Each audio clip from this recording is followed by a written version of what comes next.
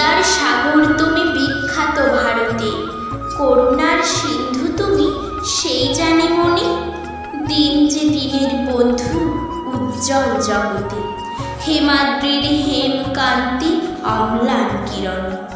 কিন্তু ভাগ্য বলে বেশি মহাপর্বতে, যে জনে আশ্রয় লয় সুবর্ণ চরণে, সেই জানে কত গুণ ধরে কত মতে, গিরিশ কি সেবা তার সে সুখ সদনে। দানে বাড়ি নদী বিমলা কিঙ্করী, যোগায় অমৃত ফল পরমাদরে।